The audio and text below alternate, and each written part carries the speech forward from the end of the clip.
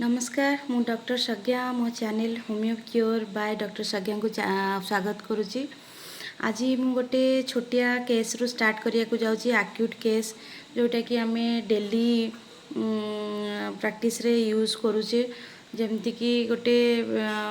Injury आज विषय मु कहिया को जाउची एक्यूट इंजुरी पिला हो बड़ हो समस्त पड़िकी आसी जाऊँगी ताकू खंडिया हो जाऊँगी तार जमीक कि वुंड अच्छी आमर गोटे ओपन वुंड क्लोज्ड वुंड माने जोटा कि माड़ तो हो जाए पड़ जाए कि कौन ब्लड बाहरुनी हाँ फुली जाइए बहुत सीवियर पेन हो ओपन वुंड जोटा कि आमर घा हो फाटिकी ब्लड बाहर तो से सब केस रे आम सब कौन मेडिसिन दवा आम जमी गोटे पिला आसी तार बहुत जोर माड़ हो जाइए स्वेलिंग बहुत जोर है पेन बहुत सीवियर पेन इवन टच भी करने को से दौनी तो से सब केस आम कौन दबा से सब केस जनरली लोक तो जानी समस्ते arnica the best medicine in homoeopathy for injury any kind of injury but um potency selection कौन करवा 30 200 1M ये सब अच्छी बट एक्यूट केसेस सब बड़े 1M आम आर्निका 1M से केस रे जदि दबा पिलाटी जोटी माड़ हो जाइए स्वेलिंग आ सीवियर पेन होची ताले डेफिनेटली विदिन 3 days से पूरा भल हो जमी स्वेलिंग है पेन है ताको आम जदि आर्निका 1M दबा 2 घंटा व्यवधान रे फास्ट डे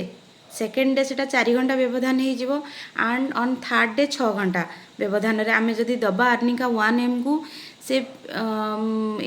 घा जगटी फुली जगटी संपूर्ण भाव में भल हो आ गोटे है आमर ओपेन इंजुरी हो गला कटि जाइए घा हो जाइए फास्ट ऑफ ऑल आम एतिकी जानिबा दरकार तार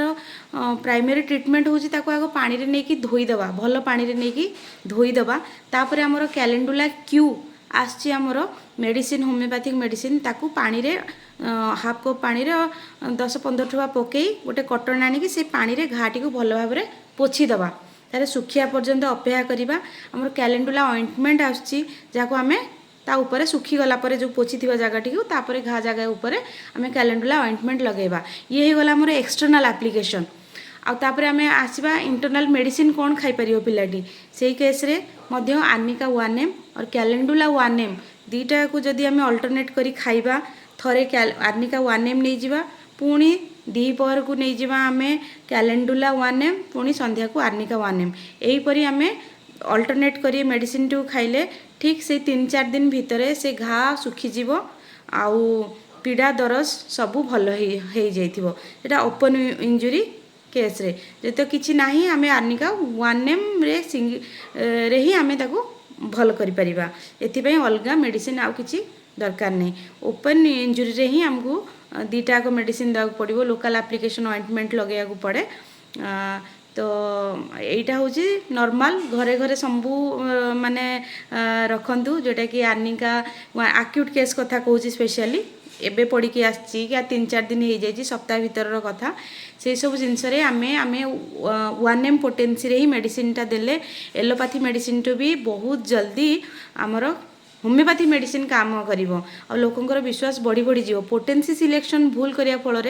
पिला माने इंजर्ड पर्सन सफर भी होउचंदी ताकू 3-4 दिन जगार 1 वीक लगी जाउची ठीक होवा पई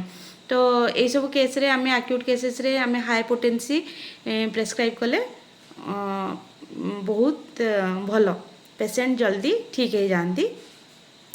ये ही गला हमर इंजुरी जस्ट आ जदि अंटा माड़ होता है चलबारे टिके कष्ट हो जाए हाँ ये फिंगर टिप्स जोटा नर्व एंडिंग कहते सेटा क्रॉस्ड इंजुरी पूरा माड़ होगी छेची जाइए ब्लड हो जाइए हाँ तो यही सब केस रे आमे कौन दबा हाइपेरिकम 1M एटा जैसे कि आम कहना गोटे पड़ जाइए माड़ हो जाइए तो कौन करवा कौन नहीं अंटा चलबार टे कष्ट भी होची आउ नहले फिंगर टिप्स तार पूरा फाटिक पूरा ब्लड बहुत लॉस हो जाउची ब्लड बंद होनी बहुत जोर पूरा क्रॉस्ड इंजुरी जो मानकर हो जाउची कौन गोटे भारी जिनस पड़ जाइए जहाँफल कि इंजुरी होती नख फक सब फाटिकी तो से सब केस आम हाइपेरिकम 1M दबा ହାଇପରିକମ୍ 1 ml ପ୍ରତି 2 ଘଣ୍ଟାରେ, ଯେମିତି ମୁଁ କହିଥିଲି ଆକ୍ୟୁଟ୍ କେସେସ୍ରେ ଦେବା କଥା ସେହିପରି ପ୍ରତି 2 ଘଣ୍ଟାରେ ଫାଷ୍ଟରେ ଦେବେ, ତାପରେ 4 ଘଣ୍ଟା, ତାପରେ 6 ଘଣ୍ଟା କରି ଦେବେ। ଏଇଥିରେ ହାଇପରିକମ୍। ଆଉ ଗୋଟେ ଇଞ୍ଜୁରି ହେଉଛି ଛୁଞ୍ଚି, ଆମେ ସିଲେଇ କଲାବେଳେ ମା ସମସ୍ତେ ଦେଖିଥିବେ ଭାଇ ଫୋଡ଼ି ହେଇଗଲା, ଆଙ୍ଗୁଠିରେ ଗଳିଗଲା, ବାସ୍ ଷ୍ଟାପଲ୍ ପିଲାମାନେ ପେପର୍ ଷ୍ଟାପଲ୍ କରୁଛନ୍ତି ସେଟା ଗଳି ଯାଉଛି। ତ ବାଟରେ ଚାଲୁଛନ୍ତି ଲୁହା କଣ୍ଟା, ଜଙ୍କ୍ ଲାଗିଥିବା ଲୁହା, ସେଇ ସବୁଥିରେ ବି ଖଣ୍ଡିଆ ଖାବରେ, ତ ସେଇ ସମୟରେ ବି ଆମେ କ'ଣ କରିବା, ଫୋଡ଼ି ହେଇଯାଇଥିବା କେସ୍ରେ ଛୁଞ୍ଚି ବଗେରା ହେଲା, ଷ୍ଟାପଲ୍ କଲାବେଳେ ପେପର୍, ସେହି ସମୟରେ ଆମେ ଲିଡମ୍ପାଲ୍ ଦେବା। ଯେମିତି ମଶା କାମୁଡ଼ି ଦିଏ, ଯଦି କଣା ଗୋଟେ ସାର୍ପ କଣା ହେଇଯାଉଛି, କ'ଣ ଗୋଟେ କାମୁଡ଼ି ଦେଲେ, ମୂଷା କାମୁଡ଼ି ଦେଲେ, ତ ମୂଷା ମଶା ଏଇସବୁ ଜିନିଷ ଯଦି କାମୁଡ଼ି ଦେଇକରି ପୁରା କଣା କରିଦେଉଛନ୍ତି, ଷ୍ଟାପଲ୍ କ'ଣ, ଏଇସବୁ ଜିନିଷରେ ଆମେ କ'ଣ କରିବା, ଲିଡମ୍ପାଲ୍ ଦେବା। ଲିଡମ୍ପାଲ୍ 1 ml, ଲିଡମ୍ପାଲ୍ 1 ml ଦେଲେ ସେ ବହୁତ ଜଲ୍ଦି, ଆମକୁ ଆଣ୍ଟି ଟିଟାନସ୍ର ବି ଦରକାର ନାହିଁ କିଛି, ସେସବୁ ଆମ ହୋମିଓପାଥିରେ ହିଁ ଠିକ୍ ହେଇଯିବ। ତ ଏଇଟା ହେଉଛି ଆଜିର ମୋର ଇଞ୍ଜୁରି କେସ୍ ପାଇଁ।